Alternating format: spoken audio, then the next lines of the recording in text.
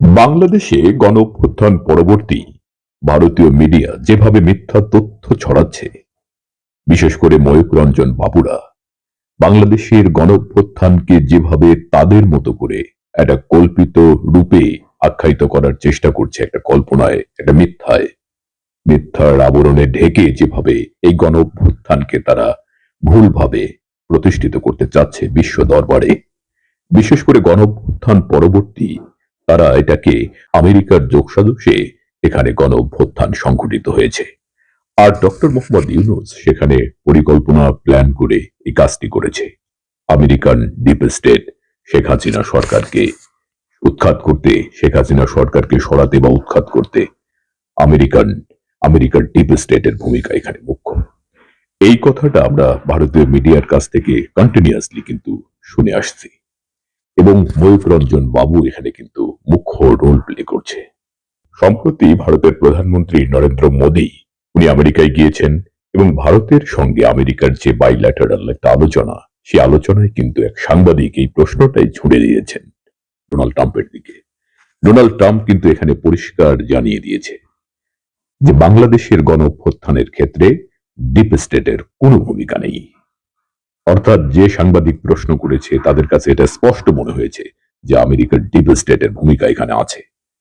কিন্তু Donald Trump, Narendra মোদীর friend বলা হয় যাকে, গভীর সম্পর্কের বাঁধনে বাঁধা দুজন মানুষ এমনটাই ধরে নেওয়া হয়, সে কিন্তু পরিষ্কার করে, আমেরিকার প্রেসিডেন্ট ডোনাল্ড ট্রাম্প কিন্তু পরিষ্কার করেছেন বাংলাদেশের গণঅভ্যুত্থানের ক্ষেত্রে ডিপ স্টেটের কোনো ভূমিকা নেই। ডোনাল্ড ট্রাম্প কিন্তু একেবারে পরিষ্কার করে বলে দিয়েছেন যে আমেরিকার ডিপ স্টেটের কোনো ভূমিকা নেই বাংলাদেশের গণঅভ্যুত্থানের ক্ষেত্রে। উনি এটাও আরো বলেছেন যে শত শত বছর ধরে এখানে কাজ করছে ভারতের প্রধানমন্ত্রী।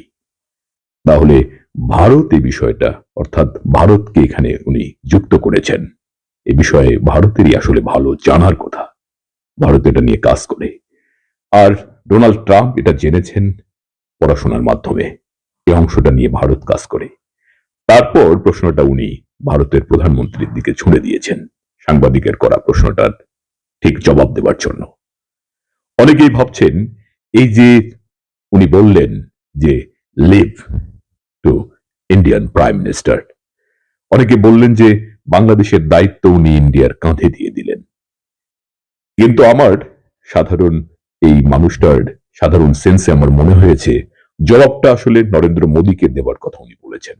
প্রধানমন্ত্রী নরেন্দ্র মোদী অবশ্যই এই বিষয়ে কোনো জবাব দেননি। উনি ইউক্রেন রাশিয়ার বিষয় নিয়ে কথা বলেছেন।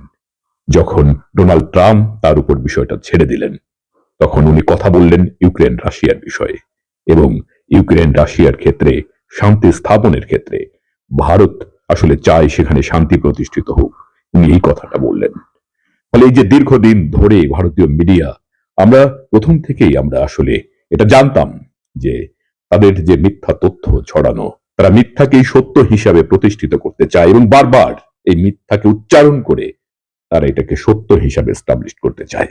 একটা মিথ্যা নাকি বারবার উচ্চারিত হলে সত্য হিসাবে নাকি প্রতিষ্ঠিত হয়েও যায়, অনেকে এটা মনে করে। আসলে তারা হয়তো এটাই চাচ্ছিল, বা এই সূত্রটা কাজে লাগিয়ে তারা কিন্তু একের পর এক চেষ্টা করে যাচ্ছিল। কিন্তু ডোনাল্ড ট্রাম্প তাদের এই মিডিয়ার এই অপপ্রচার, এই মিথ্যাচারকে, এই যে ভুল যে ব্যাখ্যা বিশ্লেষণ তারা এতদিন ধরে করছিলেন, এটাকে কিন্তু আবারও ডোনাল্ড ট্রাম্পের কথার মধ্য দিয়ে তারা যে আসলে সত্য বলছে না, মিথ্যা বলছে, এই বিষয়টা কিন্তু ফুটে উঠল। Salute Donald Trump. ভারতীয় মিডিয়াকে আবারও মিথ্যা প্রমাণ করার ক্ষেত্রে সহযোগিতা করায় আপনাকে অসংখ্য ধন্যবাদ। বিশ্বের শান্তি আনয়নের ক্ষেত্রে আপনি অবদান রাখুন। বিশেষ করে গাজায় আপনি যে চিন্তা ভাবনা করছেন, সেখানকার মানুষগুলোর কথা ভাববেন। মানুষ তো মানুষের জন্য। ভালো থাকবেন।